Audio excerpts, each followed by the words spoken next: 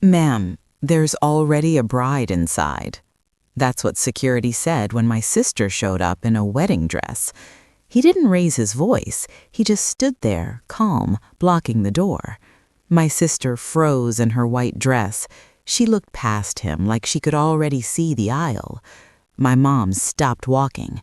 My dad's face drained of color. People behind them leaned closer. Chairs creaked. Whispers spread fast. "Isn't that the bride?" someone asked. "No, the bride already went in," another voice said. My sister's hands started shaking. My dad reached for his phone. That's when it clicked. This wasn't a mistake. This wasn't confusion. This was a plan they never thought would fail. And in that moment, right before my wedding began, everything they built around lies started falling apart. Before we dive into the story, tell me, where are you watching from? I'd love to know. And don't forget to like and subscribe to our channel so you never miss a story like this. I never thought a birthday could feel like a trap, but as I stepped into the Harper living room that morning, I realized I was right. The air smelled like fresh flowers and vanilla candles, and sunlight streamed through the big bay windows onto the polished wooden floor. Everything looked perfect, like a picture on a greeting card, but my stomach twisted the moment I saw the scene. Cassidy, my sister, standing in the middle of the room, her chest puffed out like she owned the world, surrounded by a mountain of gifts, balloons, and sparkling ribbons. My parents, Evelyn and Richard, were kneeling beside her, clapping and cooing. "Oh, Cassidy, you're going to love this." Their smiles were wide, proud, almost worshipful. I froze in the doorway. For a second, I thought maybe I had misread the calendar. Maybe today wasn't supposed to be my birthday. But no, the cake on the dining table said it plain, "Happy Birthday, Journey," in pale pink icing with my name carefully written. My heart sank. My gifts, carefully chosen, thoughtful, sat on the side table, barely glanced at. "Happy birthday, sweetie," my mom said, her voice warm, but her eyes never left Cassidy. I nodded, my throat tight. I tried to smile, but it felt hollow. Every year, this same thing happened. My sister got the spotlight, the presents, the praise, and I got the crumbs. Sometimes I wondered if my parents even remembered I existed. Cassidy squealed as she tore through a box and pulled out a designer handbag I had been dreaming about last year. My parents' applause was deafening. I could hear the whispers of the neighbors outside, probably stopping by to witness Cassidy's big moment. I looked down at my small stack of gifts: a handmade bracelet from my best friend, a small leather journal, a bouquet of daisies I picked from the park. My chest tightened. I wanted to feel happy, I really did, but I felt invisible. "Journey, come over here and give your sister a hug," my dad called cheerfully. I swallowed, walked over, and hugged Cassidy as she twirled, ignoring me completely, twirling back to the gifts. Her laughter was light, carefree, a sound that always grated against me because it reminded me how easily everything came to her. I stepped back, my hands trembling. My mom bent down to help Cassidy open another box, whispering something only she could hear. I tried to catch her eyes for just a moment to see if maybe she knew how much it hurt me, but she was already looking away, smiling at Cassidy as if she'd just performed a miracle. I walked to the couch and sat down, trying not to make a scene. I could hear the faint whisper of my own heartbeat, a little louder than I wanted it to be. I wondered if my parents even noticed me sitting there, quiet, careful not to breathe too loudly. Did they even see me at all? I closed my eyes for a second and tried to remember a time when things were fair, maybe a birthday, a holiday, even a school award, but everything blurred. I had tried to stand up before, to speak, to protest, but it never worked. Cassidy always came first. Always. And every time I thought this might change, the same pattern repeated itself like a cruel joke I was forced to watch. The sound of tearing paper and delighted sheiks filled the room. I felt my chest tighten even more, a strange mix of anger and sadness washing over me. I wanted to scream. I wanted to cry. I wanted to run outside and disappear into the streets of our quiet suburban neighborhood on Maplewood Drive and never come back. Instead, I sat there frozen, holding my small gifts in my lap, feeling the weight of being second in my own family. And then Cassidy looked straight at me, a smug little smile on her face, and said softly, "Happy birthday, Journey. Try not to be jealous." I felt my heart drop. Was my sister, my own sister, my parents' favorite, just mock me like that? I bit my lip, holding back the tears that threatened to spill. I wanted to ask, to demand, to shout, why does my own family love her more than me? But the words stuck in my throat, tangled with every year of being overlooked, ignored, and pushed aside. And in that moment, right before my wedding began, everything they built around lies started falling apart. But how?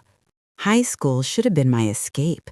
I imagined laughing in the hallways of Lincoln High on 1425 Oakwood Avenue in Maplewood, meeting friends, swapping stories, maybe even holding hands with someone who made my heart skip. But high school was not that. Not for me. Cassidy Harper made sure of it. At first, I didn't notice. I thought maybe it was just bad luck that she was so popular in our neighborhood. Everyone seemed to love her bubbly smile and flashy clothes. But soon, whispers followed me like a shadow.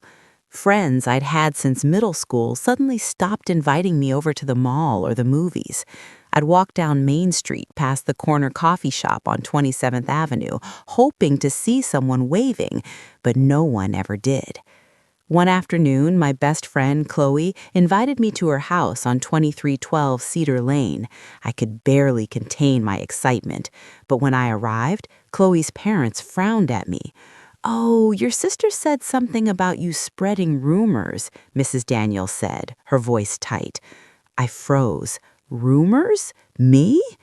I called Chloe later that night, my voice trembling. "Why would she say that?" I asked.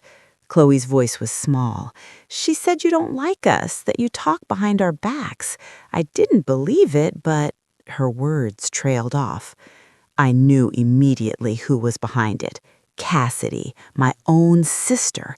She had a way of twisting words, planting tiny lies, and somehow my parents would always believe her. Every time I tried to tell the truth, they would sigh, shake their heads, and say, "Cassidy wouldn't lie, Journey. You just don't understand." It wasn't fair, not fair at all. The first time I met Jake, my heart thought it had finally found someone real. He was tall, with dark brown hair and bright green eyes, living on 1689 Willow Drive. We met in the school library at Lincoln High, sharing a love for sci-fi novels. But Cassidy got involved. She started flirting with him, or at least that's what she told my parents. She would sit close to him in the cafeteria, laughing just a little too loudly, and claim later that he was ignoring her because of me. My parents, of course, believed her. I remember sitting in my bedroom at 415 Maple Street, staring at the ceiling, heart pounding, thinking, why does she always get away with this? Cassidy didn't just stop with friends and boyfriends. Teachers noticed she was always the star student, always praised, always rewarded, while I got side remarks or constructive criticism for the tiniest mistakes. I tried to talk to my parents, tried to explain, but every time I did, I felt smaller, like my words disappeared in the air. Then, one rainy Friday evening, Jake knocked on my door, soaked from the storm on Elmwood Avenue. "Journey," he said, shivering, "I think she's trying to replace you in your own life." I blinked, heart racing. "What do you mean?" Jake's hands were shaking as he held my raincoat. "She's lying about you, about us. Your parents, they believe her. I didn't want to, but she's trying to make everyone forget you exist." It felt like a punch to the chest. Every stolen laugh in the cafeteria, every ignored text, every parent-teacher meeting where Cassidy got away with everything, it wasn't random, it was strategic. I saw it now. My parents weren't just being careless or favoring her by accident.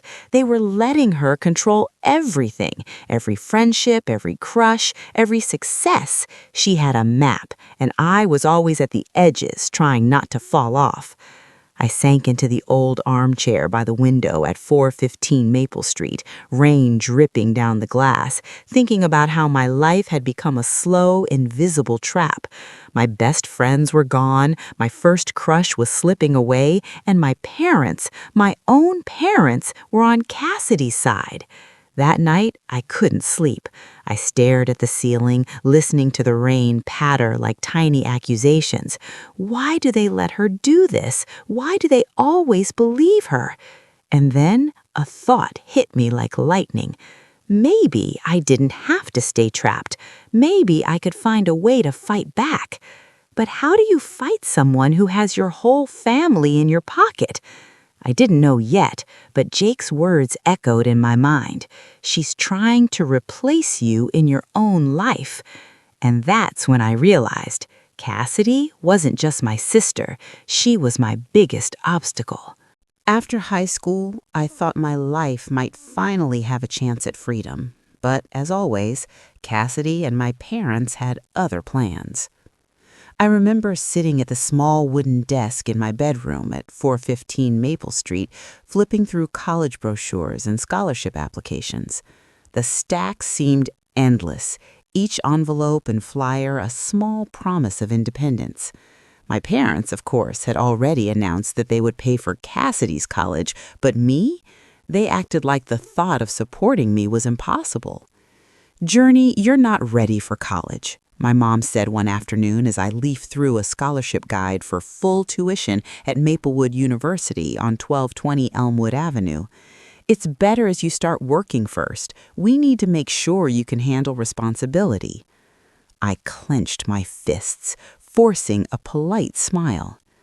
"I understand, Mom," I said, but inside I felt a fire ignite, a determination they couldn't see, a plan forming that even Cassidy wouldn't anticipate. I spent hours researching scholarships, writing essays, and gathering recommendation letters from my teachers at Lincoln High.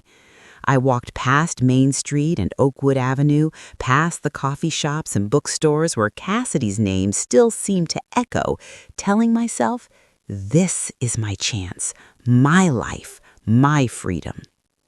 Every night I worked by the glow of a small desk lamp, the rain tapping against my window like a soft encouragement.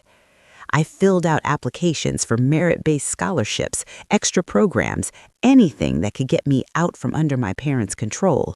I didn't tell them a word. If they knew, they'd find a way to block me, to make me feel guilty for even daring to want something for myself. Weeks passed and tension built in the Harper household. Cassidy complained about minor things to Mom and Dad constantly, always with that sly smile, always getting what she wanted. Meanwhile, I stayed quiet, focusing, pretending to care less than I did, but every form I filled, every essay I submitted was a small rebellion. Then the call came. It was from Maplewood University. I answered with shaking hands, afraid it might be a mistake. "Journey Harper?" a cheerful voice said. "Congratulations! You've been awarded a full scholarship, including room and board for the upcoming academic year." I dropped the phone. For a moment, the world tilted.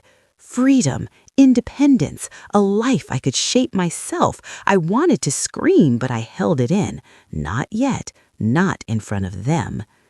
When I finally told my parents, I kept my voice calm, measured. I applied for scholarships and I got accepted to Maplewood University, full ride. Their faces flickered, Mom's tight smile, Dad's furrowed brow.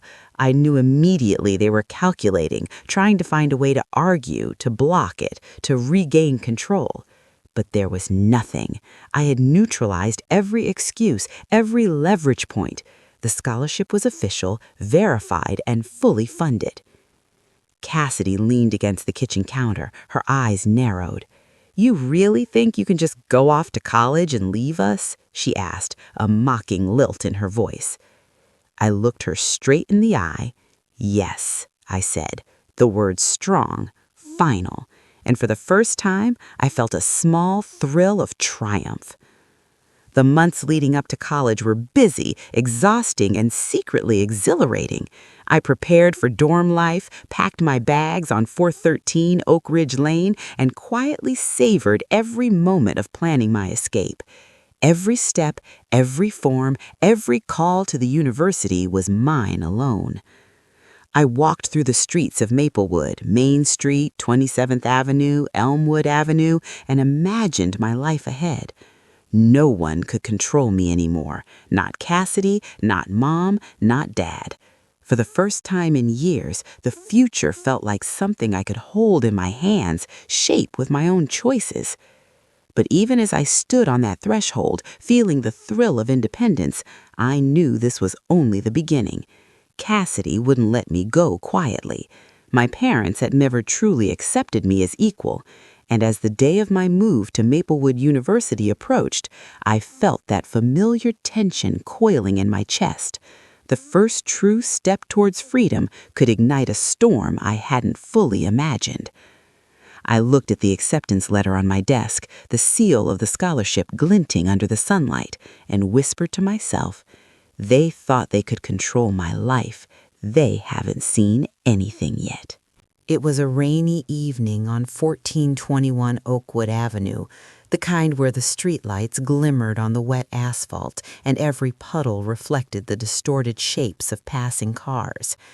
I was walking back from the Maplewood University orientation, clutching my scholarship packet and feeling the strange mix of excitement and fear of being truly free. That's when I bumped into him. "Watch where you're going," a deep, calm voice said. I looked up into the most unexpected pair of eyes, dark, sharp, calculating, and for some reason, instantly trustworthy. "Miles Carter," he said his name, and he smiled, just enough to be charming without being arrogant. He was leaning against a black Chevy Tahoe parked on 27th Avenue, the kind of vehicle that screamed control and power without trying too hard. Something about him felt different. Unlike anyone else, he didn't fawn over Cassidy or act intimidated by my parents' endless favoritism stories. He listened. He really listened. "Journey?" he asked, like he already knew my name. I blinked. Yeah, that's me." He raised an eyebrow, a small, knowing smirk appearing. "I hear you've got complications at home. Parents, a sister, drama." My heart skipped a beat. How did he know? But the way he said it, not judgmental, not mocking, just amused, made me almost laugh. I had been walking around for years, carefully avoiding bringing anyone into my family chaos, and here was someone who didn't flinch. Yeah, I admitted cautiously. "It's complicated. My sister, I stopped. Somehow explaining it out loud made it feel even heavier. Miles leaned closer, voice dropping just enough for it to feel conspiratorial. "Listen, Journey, I don't do small talk.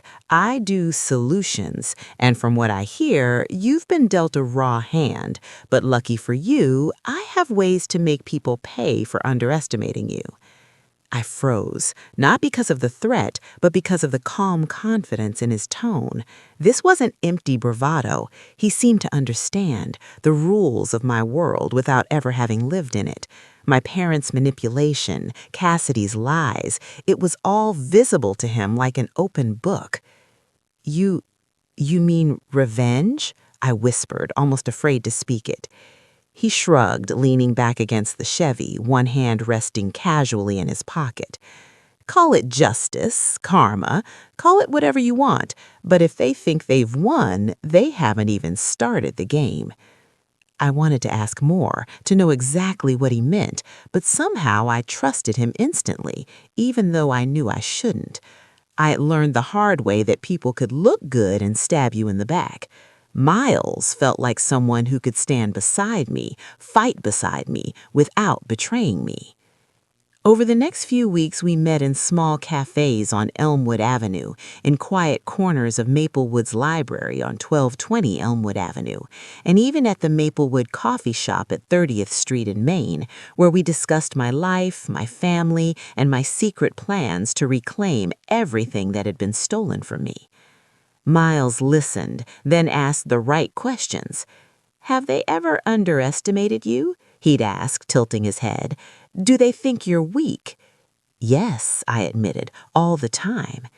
"And that's perfect," he said, leaning forward with a mischievous grin, "because nobody ever sees what's coming next. Not your sister, not your parents, nobody. That's where the fun starts." Every time I left our meetings, I felt a strange mix of adrenaline and fear. Could I trust him fully? Was he too clever, too unpredictable? And yet, for the first time in my life, I felt like maybe, just maybe, I wasn't alone in this fight. That night, I walked back to my dorm on 413 Oak Ridge Lane, heart racing, imagining how Miles would plan the perfect counter to years of Cassidy's lies, years of my parents' favoritism. And just as I closed my dorm door, I thought the words that had been echoing in my head ever since he first smiled at me. If they think they've won, they haven't even started the game. It was a crisp autumn afternoon on 417 Chestnut Avenue, and the leaves crunched under my shoes as I followed my parents into the Harper family living room.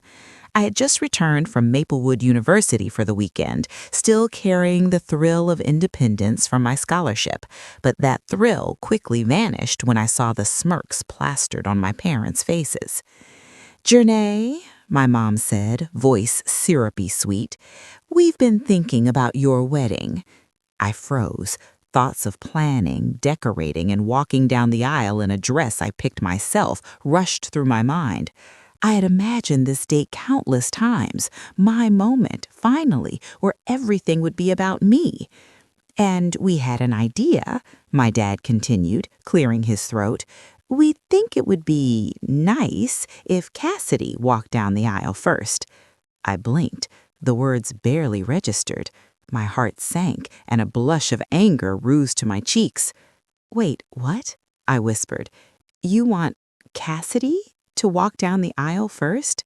"Yes," Mom said, as if it were the most normal suggestion in the world. "It's just family tradition. The older sibling should get the first experience. It's thoughtful." I felt my chest tighten, shock, humiliation, disbelief, and an ache I hadn't felt since my teenage years wash over me. My sister, Cassidy, always wanted everything: attention, praise, approval, and now they were literally trying to hand me my wedding on a silver platter. You can't be serious," I said, forcing my voice calm. "This is my day. I've dreamed about this moment my entire life." Mom waved a hand, serene as if she were diffusing an overreaction. "Jernay, we just want to make sure everyone is happy. It's not about taking anything from you." But I knew better. Cassidy had her hands in this from the start. My parents were so blind to favoritism that they didn't see the damage they caused. Or maybe, worse, they didn't care. Miles, who had been silently observing in the corner, finally stepped forward. He smiled, that calm, calculating smile that made me trust him instinctively. "Interesting proposition," he said, voice smooth, almost teasing. "Let me see what I can do for you." I glanced at him confused. You're going to go along with this?" Miles shook his head. "Not exactly. Let's just say I have ways to make them think they're negotiating while we quietly guide the plan." His eyes sparkled with mischief. "And trust me, this little family scheme of theirs, it's about to work in our favor, not theirs." I didn't fully understand yet, but I felt a surge of relief.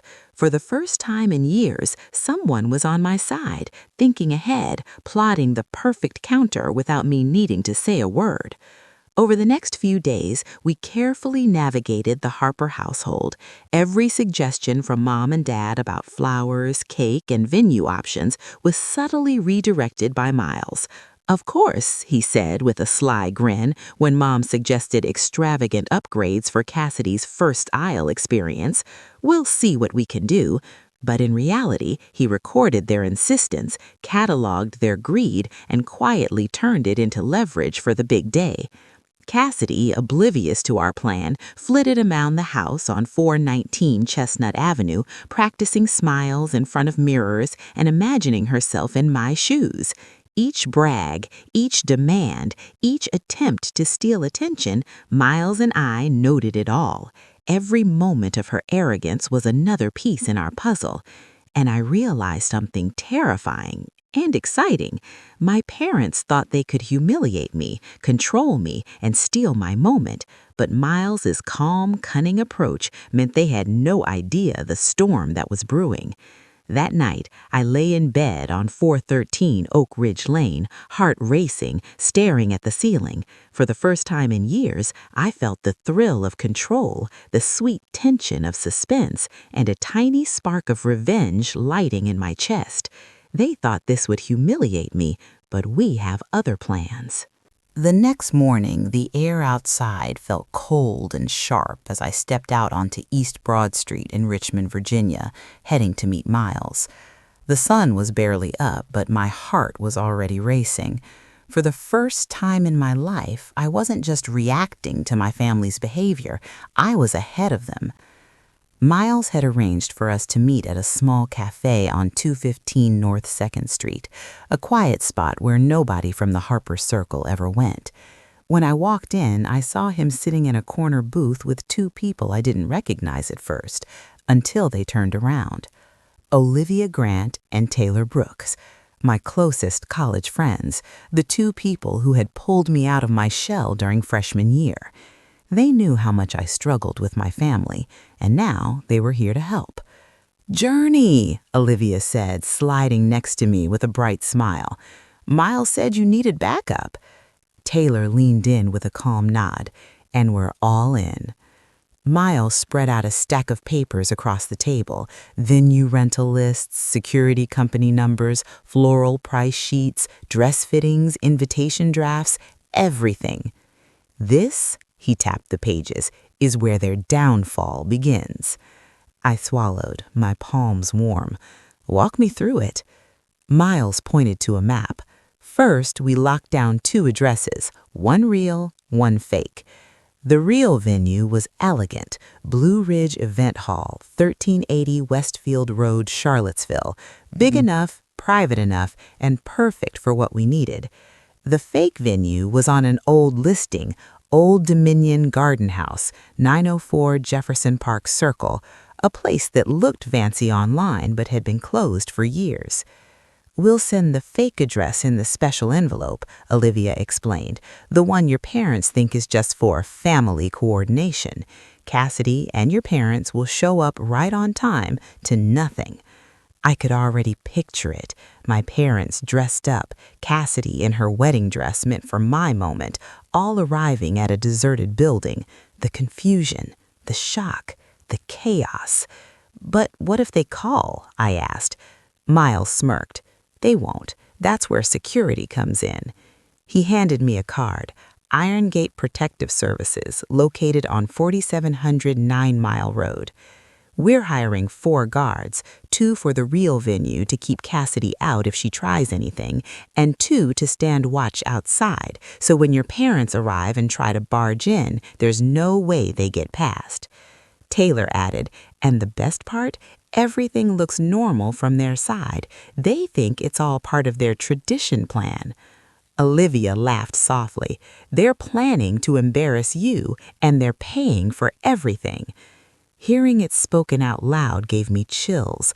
The room felt heavy with suspense, but exciting, satisfying suspense, the kind I had never felt growing up. Miles tapped another sheet. Next, the dress. My heart jumped. What about it?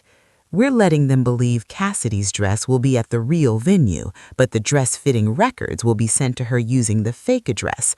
The stylist on 520 Willow Lawn Drive already agreed. I blinked, amazed. So she'll show up wearing the wrong dress at the wrong place. And she'll blame your parents, Olivia chimed in, which is even better. The cafe buzzed around us, but all I could hear was my heartbeat. My whole life I had been quiet, stepping back, letting people walk over me. But now I had a team, a plan, a path to justice. What if they suspect something? I whispered. Miles leaned forward, voice low, steady, confident. Journey, they won't. They're too focused on their own idea of tradition to see what's happening in front of them. I sat back, breathing out slowly, feeling an emotion I rarely allowed myself, anticipation. For the first time, I was not afraid. I was ready. But as we gathered our papers, packed our bags, and walked out onto East Broad Street, the question hit me hard. A quiet question that crawled into my mind like smoke. If they suspect nothing, will they actually show up in time for their own downfall? It all started innocently enough, or at least that's what my parents wanted me to believe. I sat at the small dining table in our house on 1128 Glenwood Avenue, Richmond, pretending to look over the wedding menu while my mom jabbered on about colors and family harmony. My heart was hammering, but not from fear, from excitement, because I knew exactly what was about to happen. Miles had been in constant contact with me, whispering ideas, tweaking plans, making sure every tiny detail would turn my parents' greed into a weapon against them. And now they were walking right into it. So, Journey, my dad said, leaning over the table like he owned every inch of the conversation, we think Cassidy should walk first. Tradition. Make sure she gets her moment, too. His eyes glimmered with what he thought was cunning, but I barely blinked. I smiled politely, pretending to consider. Of course, if that's what you want. Inside, I was shaking with glee. Miles had already prepped me to let them think they were convincing me. I didn't have to say a word about our real plan, the security, the dual venue addresses, the fake dress setup. They had no clue they were signing checks for a wedding that would humiliate only themselves. And the flowers, my mom continued, pointing at the menu. We were thinking something lavish, really make the hall look incredible. I nodded slowly. Sure, but I wanted some other flowers too. Her eyes lit up and she frowned. Oh, those? No, the guests will notice. Let's go with the ones we like best, the big, expensive bouquet style. I didn't argue. I couldn't help but smile as she added it to the growing list of extravagances. Miles had advised me to let them take the lead. They were about to pay for more than they ever imagined. The photographer was next. My dad suggested a well-known local name, Hamilton & Sons Photography, thinking he was helping me stick to something traditional and safe. But Miles had arranged a clever twist. I smiled, pretending to consider their choice, then subtly mentioned another company I preferred, the one with the most extravagant packages in Richmond, located on 3925 West Broad Street. Oh, really? My dad said, nodding. Of course we'll cover it. Only the best for our daughters. I tried not to laugh out loud. Every time they insisted they were guiding me, they were playing right into our hands. Then, of course, came the cake. My mom had been excited about a simple vanilla cake. Just small, just for close family, she said. I sighed. I was thinking maybe something bigger with layers, chocolate and raspberry. Something special. Her eyes widened. Oh, I suppose we can manage that. Whatever you want, darling. And there it was. Their greed, their desperate desire to feel important, to influence me, had blinded them completely. They were paying for everything they thought would humiliate me, or at least that's what they believed. I glanced at Miles's message on my phone. Step back, let them take the bait. Every dollar, every choice, they're building their own trap. And just like that, I realized how calm I felt. For the first time in my life, I wasn't the powerless one. I wasn't the doormat. Every smile I gave my parents, every thank you I whispered as they got excited about the flowers, the dress, the cake, it was all part of the plan. I leaned back in my chair, sipping my coffee as they argued over table placements and flower arrangements. My hands were steady, my mind sharp, and my heart light. But then, as my mom suggested a final detail, an elaborate chandelier lighting that I had secretly confirmed for the real venue, I noticed something that made my stomach tighten just slightly. They weren't just excited, they were greedy, so greedy that they didn't even see what was coming. They truly thought they were winning. And for a heartbeat, I let myself imagine the exact moment they would realize the truth. The guards at the venue, Cassidy standing at the wrong address, the phone calls, the gasps, the chaos. I could almost hear it, and I smiled because this time the control was mine. But as I leaned back, savoring the thought, a quiet worry crept in. They think they're winning, but who is really in control? The week before the wedding, my parents called, their voices trembling with excitement, or was it scheming? I wasn't sure anymore. Mom insisted that my wedding dress had to be just right, and Dad kept reminding me, it should look perfect in every photo for Cassidy too, you know, as family tradition. Their words dripped with control, but inside I felt calm. Calm because Miles had already set everything in motion. I sat in my tiny apartment on 4521 Chestnut Lane, Richmond, Virginia, holding my coffee and staring at the dress peg in front of me. The real dress was tucked safely in the corner, untouched, pristine, and in Miles' hands, the destroyed one. Torn seams, a small smudge of color, a fake rip carefully created to make my parents think I was helpless. They're going to freak out, Miles whispered, grinning as he held the ruined dress up for me. You'll see, they think they've won before the wedding even starts. I had to bite back a laugh. My parents had no idea. Every text they sent, every message about how I should fix the dress or let Cassidy help was a thread weaving themselves into a trap. And Cassidy? She was already trying to figure out what dress I would wear, probably imagining herself in it first. The day before the wedding, Mom sent me a frantic text. Jernay, this dress, is it okay? Are you sure you don't want me to fix it? I smiled, fingers trembling with excitement as I typed back, I think I'll manage, Mom, don't worry. Little did she know, Miles had delivered the ruined dress to 1130 Glenwood Avenue right on their doorstep earlier that morning. The look on my parents' faces when they saw it would be priceless. They thought Cassidy might convince me to let her try it or somehow fix it in time, but the truth? The real dress was untouched, ready for me, my moment, my victory. I spent that night lying in bed, thinking about the last 26 years.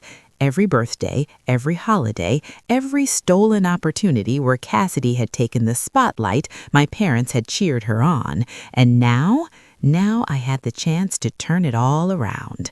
I felt the tension in my chest tighten, the slow burn of anticipation that Miles always said was the best part of revenge.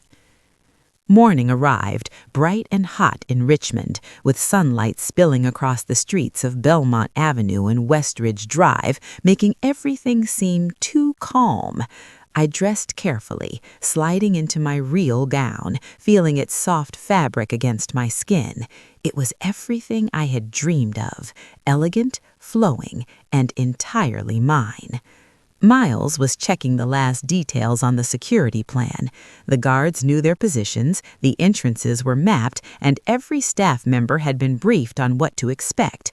Cassidy, blissfully unaware, was busy imagining herself as the bride walking down the aisle first. I practiced walking in my heels slowly, savoring every step. every smile I would give my guests, every gasp they would have when my parents realized what had happened, everything was inside my head like a perfectly choreographed scene. Then my phone buzzed, a text from a friend and on the plan. She's leaving the house, heading toward the venue now. My stomach flipped. The time had come.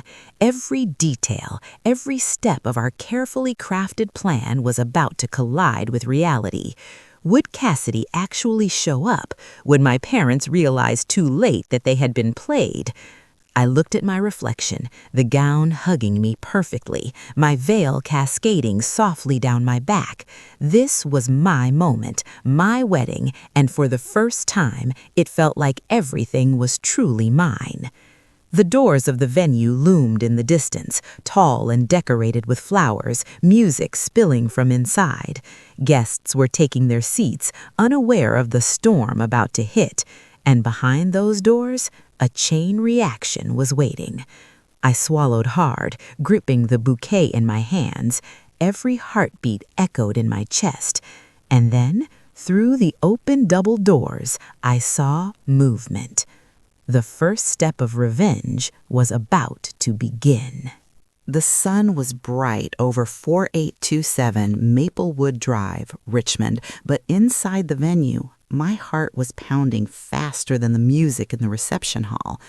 I could hear soft whispers from the guests, their heels clicking against the polished floors, their eyes flicking toward the grand double doors at the front.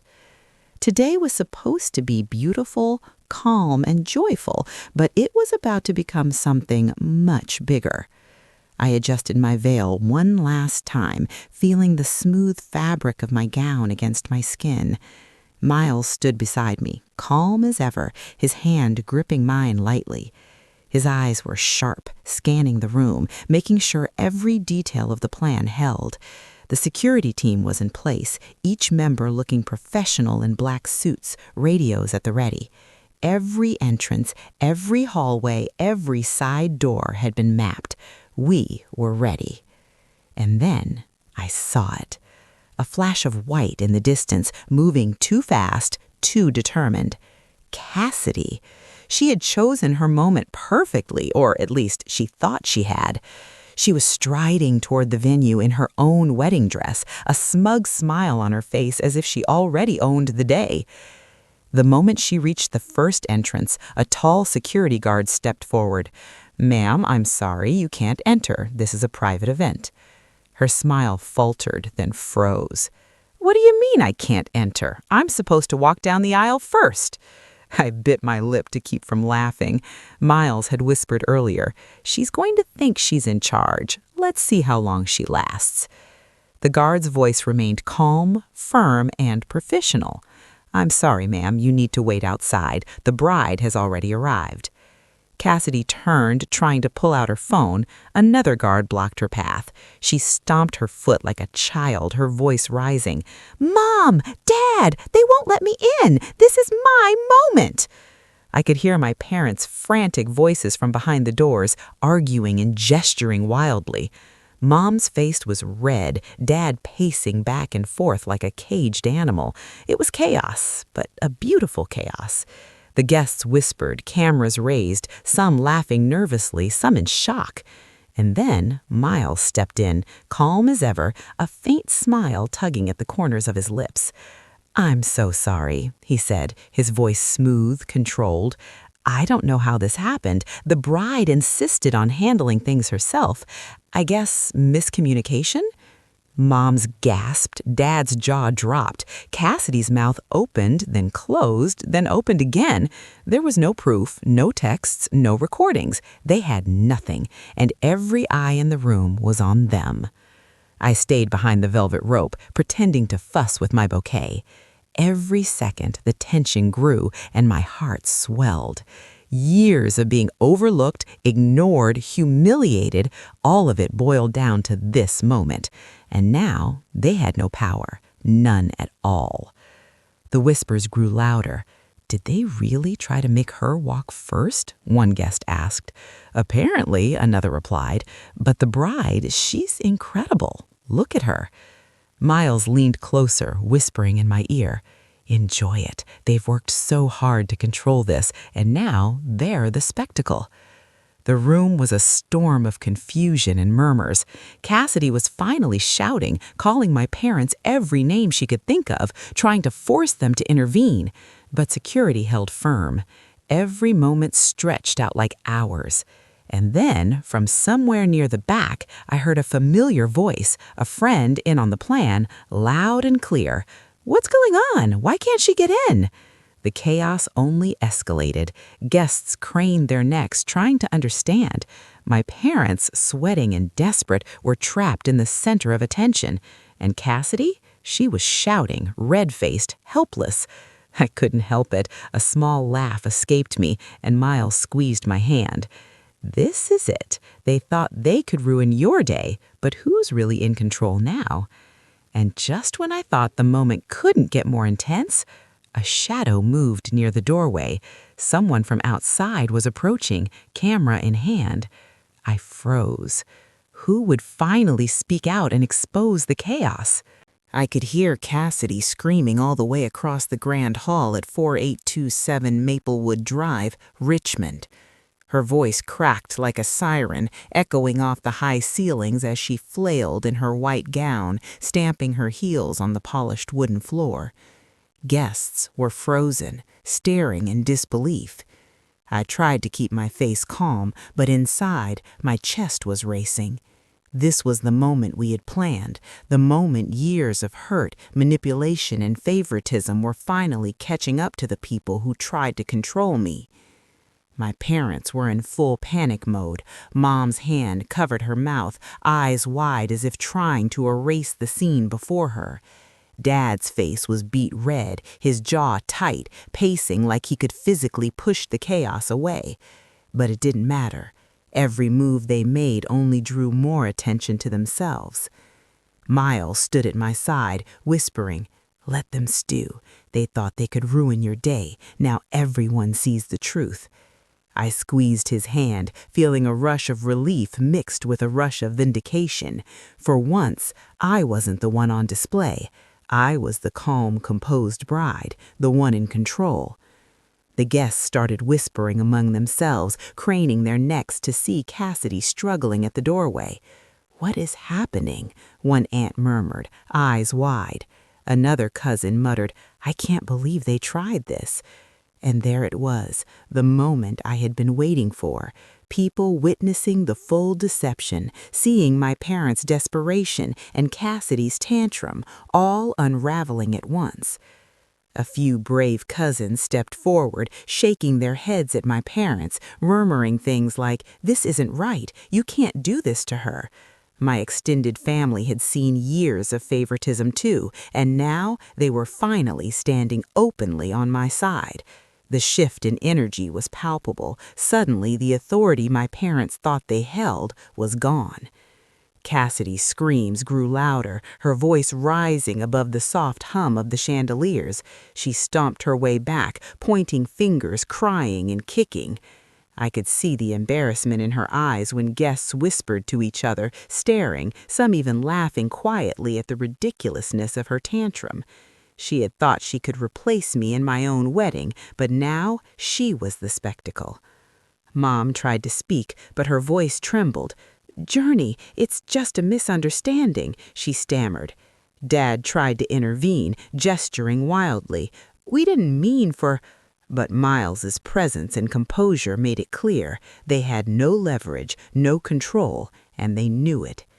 I kept my face serene, walking slowly down the aisle, bouquet in hand, allowing the whispers to swirl around me. The guests were witnessing my triumph in real time. Years of favoritism, subtle humiliation, being overlooked, all of it was crumbling around my parents' feet. For the first time in my life, I felt fully seen, fully acknowledged, and fully in control of my own story. Cassidy's face twisted in fury, then desperation. She lunged toward the nearest exit, dragging Mom along as if Mom could fix the chaos. Dad stomped after her, shouting, but their words fell flat. Every person in the room had seen their plan fail, had seen the desperation, and understood who truly held the power. Miles leaned close to me again, whispering, "They've underestimated you your whole life. Look around, Journey. This is your moment. You own it." I nodded slightly, my smile small but triumphant. The whispers of support, the subtle nods from family, the wide-eyed shock of my parents, all of it made the past years of frustration feel worth it. For the first time in my life, I wasn't the powerless one in the room. And then, just as Cassidy's cries echoed in the back hall, one of my cousins, a quiet, observant one, stood up and said loud enough for everyone to hear, "They need to leave now." The room went still. All eyes turned to my parents, who froze, realizing they could no longer manipulate, beg, or control the situation. The authority they had built over decades had finally crumbled in front of everyone. I felt my heart skip. The satisfaction was sweet, almost electric, but I knew one thing: the night wasn't over. Will my parents ever recover from this? The moment the door swung open at 4827 Maplewood Drive, Richmond, I knew everything was about to change. Cassidy was standing there, gown flaring around her legs, expecting applause, admiration, maybe even envy. What she got instead was the blank stare of security blocking her way. Two large men, perfectly composed in dark suits, stood like statues, arms crossed, silently denying her entry. Her face froze, first in confusion, then horror. I could hear the sharp intake of breath from the guests behind me. Some leaned forward, some whispered, and others just stared. The room was silent, except for Cassidy's rising panic. She tried to push past them, but the security held firm, politely but immovably. I took my first step down the aisle, heart racing, not with fear, but with exhilaration. Every whisper, every glance, every subtle gasp was a small victory. The years of favoritism, the endless comparisons, the constant shadow of Cassidy's so-called perfection, it all felt like it was evaporating in front of my eyes. Mom's mouth opened, then closed like she didn't know what to say. Dad's face flushed from disbelief to anger, then to desperation. They tried to talk over each other, but no one listened. The room had finally seen the truth. Our carefully constructed deception had worked perfectly. Miles was at my side, calm, collected, eyes twinkling with mischief. He leaned in, whispering, "They thought they could humiliate you. Look around. Every word, every move has flipped the script." I squeezed his hand, feeling a wave of relief and triumph wash over me. Cassidy was screaming now, a mix of rage and panic. She stomped her foot, pulling at her veil, pointing fingers at my parents. "Why would you do this to me?" she shouted. "This is my moment." But her words fell flat. Every guest could see the truth. Cassidy had been the aggressor for years, and now the tables had turned. Mom tried to intervene, voice trembling. "Jernay, you don't understand."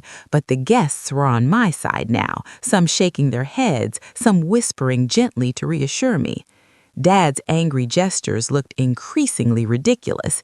Every word they had tried to use to control me, every manipulation, every favor granted to Cassidy at my expense, all of it was laid bare. I noticed Cousin Maria from Hawthorne Street in Richmond whispering to Aunt Lila, "I've never seen them like this before. They're completely exposed." Even distant relatives who had only ever seen my parents' carefully curated image were realizing how much control they had tried to wield and how thoroughly it had failed. Cassidy's arms flailed, her cries rising like a siren. Guests murmured, some shaking their heads, others hiding quiet chuckles behind hands. Every effort to guilt-trip, to manipulate, to shame, it didn't work. Not anymore. The power they had wielded over me my entire life was gone. Miles leaned closer and whispered, "This is the satisfaction of years of patience. They underestimated us." I nodded, feeling a mix of joy and disbelief. The years of favoritism, the subtle and not so subtle attacks on my friendships, my relationships, and my confidence, they were all finally met with the justice they deserved. My parents' faces had gone pale, their carefully constructed authority crumbling in front of everyone. For the first time, I didn't feel powerless. I wasn't the overlooked daughter, the doormat, or the afterthought. I was Jernay Harper, and I had reclaimed my moment. The guests began to settle into supportive murmurs, casting sideways glances at my parents and Cassidy, who were now reduced to scrambling, trying to explain, to manipulate, to regain even a shred of dignity. Every attempt fell flat. Every word exposed them further. And then Miles nudged me, whispering with a grin. They know they've been outsmarted at every turn, but the question remains. I looked at him, feeling the weight of years of planning, pain, and triumph. The chaos had been beautiful, but it wasn't over. What revenge remains for the years of control and manipulation? After the chaos at the wedding, Miles and I retreated to our hotel suite on Broadway Avenue, Richmond, letting the adrenaline fade while the victory settled in. It wasn't just relief, it was the quiet satisfaction of knowing we had finally flipped the script on my family. But we weren't done. Oh no, this was just the beginning of private payback. Miles pulled out his laptop, the same one we had used to organize our security and venue plans. He had something else in mind. You remember how your sister tried to manipulate and your parents always believed her? He asked, eyes gleaming. I nodded, already sensing what was coming. Together, we began compiling everything, the texts, the voicemails, screenshots of Cassidy's unhinged messages, my parents insisting I obey and accept their ridiculous ideas. Every message, every tiny attempt to control me, meticulously saved. "Watch this," Miles said, sending a carefully worded message with screenshots to the Harper family group chat. "Thought you were protecting her? Here's the truth." Almost immediately, family members from Hawthorne Street, Maplewood Drive, and even distant cousins chimed in. Shock, disbelief, and quiet outrage filled the chat. They had no idea how deep the favoritism went, how Cassidy had gaslighted me, and how my parents had manipulated every birthday, holiday, and milestone. Mom tried to call my phone, her number flashing on the screen. I ignored it, knowing Miles had a plan. He whispered, "If they can't reach you, they can't manipulate you." Every attempt they made to regain control was documented. I felt like we had created a shield around my life, impenetrable and unyielding.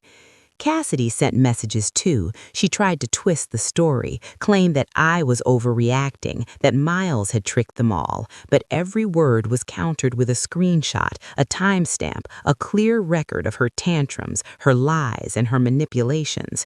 For the first time, I didn't feel small or powerless. The thrill wasn't in humiliating them, it was in reclaiming my power. Every text Miles sent, every piece of evidence we shared was a nail in the coffin of years of control. I could almost feel the walls of favoritism crumbling, brick by brick. "Do you see it?" Miles whispered. "They can't twist this, not anymore. Your story is theirs to witness." I nodded, a smile forming despite the intensity of the day. For years I had been silenced, dismissed, and overlooked. Now I was the one telling the truth, and everyone could see it. Even distant family members reached out privately. Cousins I hadn't spoken to in years sent messages of support. "We had no idea," some wrote. "We always thought she was the perfect one. Now we see everything." I realized that this wasn't just revenge, it was justice, quiet but absolute. Miles leaned back, eyes still on the laptop. "They might try to reach you again," he said calmly. "They might get desperate, but we're ready. Every move documented, every attempt foiled." I felt the weight of years of restraint lift from my shoulders. Yet even in this moment of triumph, I knew the story wasn't entirely over. My parents could be cunning. Cassidy could lash out in ways I hadn't imagined. But for now, I had the upper hand. The power was mine. And the knowledge that I had finally outsmarted the people who had tried to control me my whole life was intoxicating. I looked at Miles and whispered, "They thought they could manipulate me again. They thought they could win." He smiled, a quiet, satisfied grin. "They have no idea. The game isn't over. They just lost control." And even as I relaxed into the hotel room's quiet luxury, a small nagging thought lingered in my mind. How far will they go to try to regain control? The morning after the wedding, I woke up in our suite on Broadway Avenue, Richmond, sunlight spilling across the soft white linens.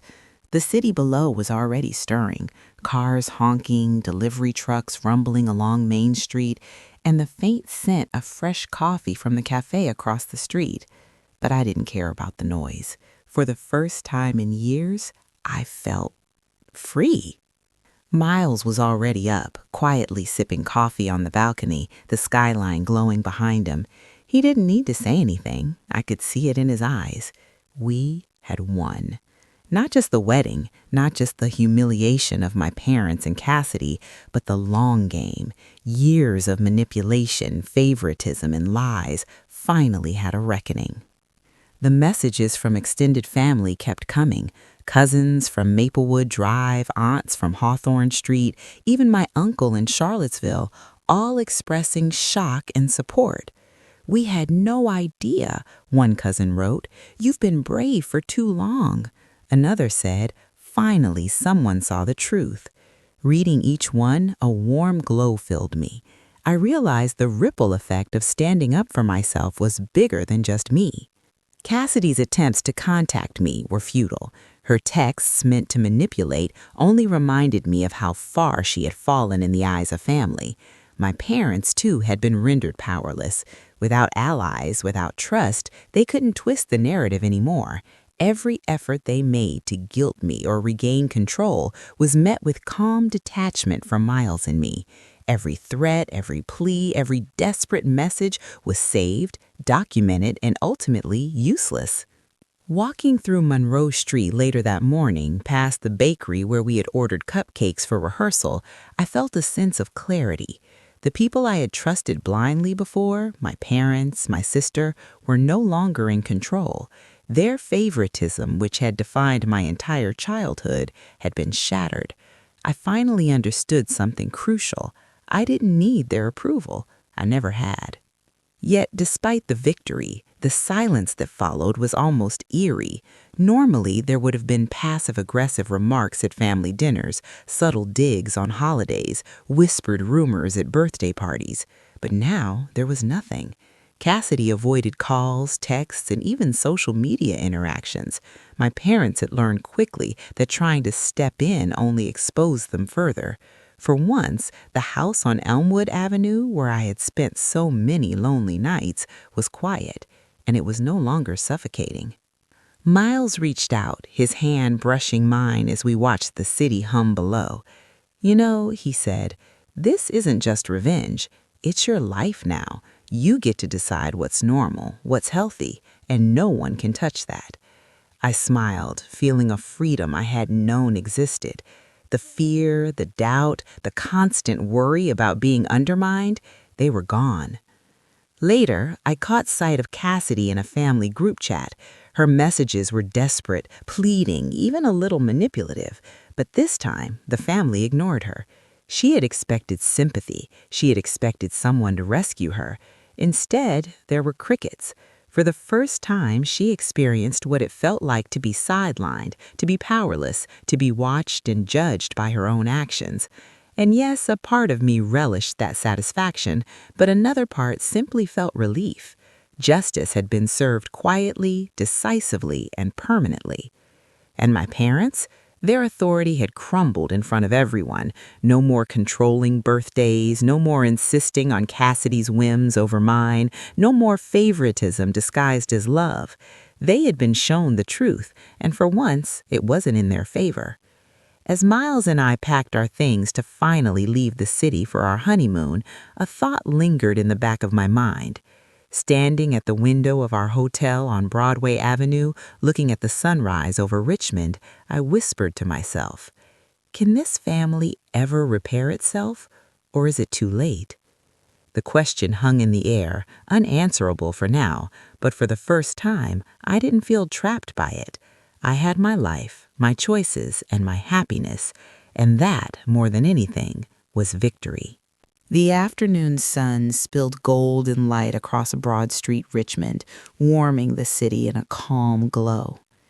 I sat on the balcony of our apartment, watching cars glide past Jefferson Avenue, the distant laughter of children playing in Maplewood Park carrying softly on the breeze. For the first time in years, I could breathe without a weight pressing on my chest.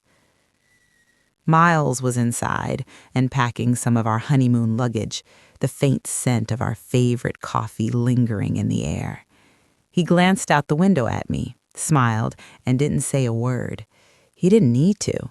We both knew we had crossed a line in life where control, fear, and manipulation no longer had power over me. I thought back to my childhood, every birthday when my parents' eyes lit up for Cassidy, every whispered accusation about my friends, every romantic relationship sabotaged by lies. My parents had always been quick to believe her, slow to believe me, and I had spent so many nights feeling invisible in the very home I should have felt safest. Even now, I could remember walking past Elmwood Avenue, the street I grew up on, and feeling the sting of rejection, of favoritism, of constant unfairness. But now, looking back, I could see the pieces clearly. Cassidy wasn't the villain alone. My parents' behavior, while unforgivable, had roots in their own mistakes. I had always suspected it. Why was I the one they treated differently? Why did she get the praise and I got the blame? Slowly, the truth surfaced. I was unplanned. After waiting so long for Cassidy, they had celebrated her every move, every grade, every laugh. I had been the unexpected child, a surprise they weren't ready for, arriving while they were still adjusting to parenthood. That didn't excuse anything, but it explained the depth of their favoritism. I allowed myself a small, almost guilty smile.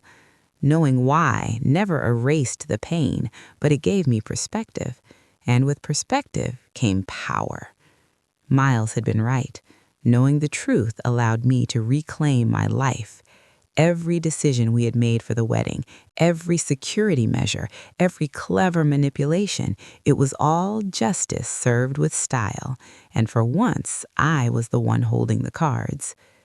I thought of Cassidy, too.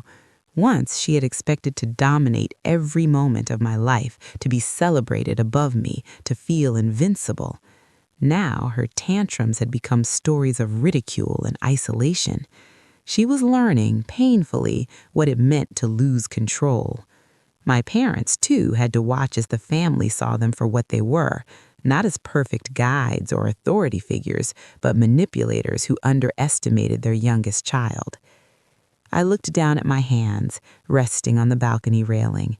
The scars of the past were still there, the long nights of silent tears, the whispered accusations, the heartbreak of being disbelieved. But I also saw the lessons I had learned: resilience, patience, strategic thinking, and the understanding that sometimes justice doesn't come immediately, but when it does, it can be both precise and powerful. Miles joined me, wrapping an arm around my shoulder. "You've come a long way, Journey Harper," he said, his voice quiet but full of pride. "And this is just the beginning." I leaned into him, feeling a warmth I hadn't allowed myself in years. Our life together wasn't just about love, it was about balance, trust, and knowing that we could face anything. As the sun dipped toward the horizon, painting Main Street in shades of orange and pink, I felt the calm certainty that I had finally carved out my space in the world. No more favoritism, no more lies, no more shadows from the past. But even as the triumph settled in, A quiet thought lingered, like a whisper in the breeze. The past is gone, but the scars and lessons remain. And somewhere, deep inside, I knew that those lessons were just the beginning of a life where I would never again be invisible. The morning sunlight hit Richmond's Monument Avenue in streaks of gold and amber, and for the first time in my life, I felt the world fully belonged to me. I sat on the balcony of our new townhouse on Westover Drive, coffee in hand, and watched the city stir below. Cars hummed along Carey Street, kids laughed in the distance at Bird Park, and everything felt peaceful.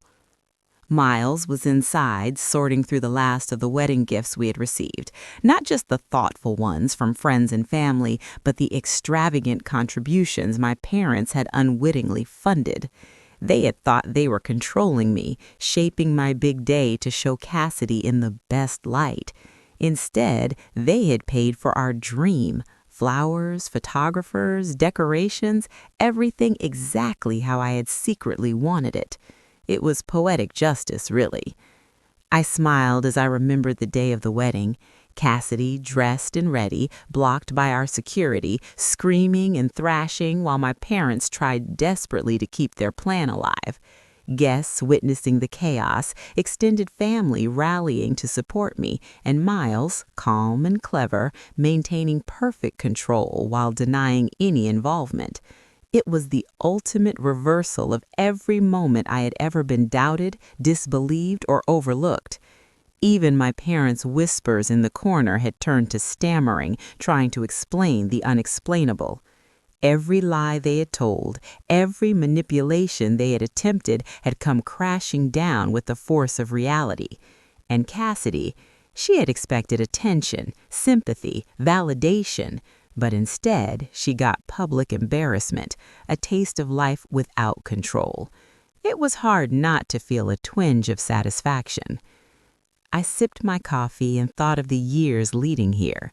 Every birthday when I was ignored, every rumor spread, every stolen friendship and lost romance, all of it had forged me into someone patient, observant, and strategic. Miles had seen it immediately, understood the rules of engagement in a family like mine, and together we had orchestrated a masterpiece. Not just a wedding, but a reclaiming of my life. Financially, we were secure. Emotionally, I was triumphant. For the first time, I was celebrated for my choices, my style, my life. The world had finally recognized what my parents and Cassidy had tried to suppress, that I was capable, intelligent, and deserving of happiness on my own terms. I glanced down at the city streets below. Grace Street, where my childhood home still stood, came into view. I imagined my parents there, wondering how things could have gone so wrong. The reality was brutal but fair. They had tried to control everything, to bend my life to suit Cassidy, to shape me into someone I was not, and now the control was gone, and the lessons they had tried to enforce had been turned back on them. Miles appeared on the balcony with 2 mugs of coffee, placing one gently in my hand. He wrapped an arm around me and whispered, "We did it, every last bit of it." I leaned into him, feeling warmth, safety, and a quiet thrill. The years of manipulation had ended, and what remained was pure empowerment, triumph, and validation. Yet even as the victory settled, a small thought lingered in my mind, subtle but persistent. How would my parents recover? How would Cassidy navigate a world where her schemes had failed spectacularly, and the family she once commanded now saw her differently? Would the lessons stick, or would they spin into bitterness and denial? I shook my head slightly, sipping my coffee, letting the question float like smoke into the morning air. There was nothing I could do but live fully, free from their shadows. The past was settled, the karma delivered, and my life finally my own. But as the sun climbed higher over Monroe Street, painting the city in light, I realized this was more than just a victory. It was a warning, Every choice, every manipulation, every act of greed or cruelty would eventually meet its reckoning, and now I was free to watch that truth unfold. Journey finally owns her life, but will her family ever recover from the consequences of their greed and cruelty?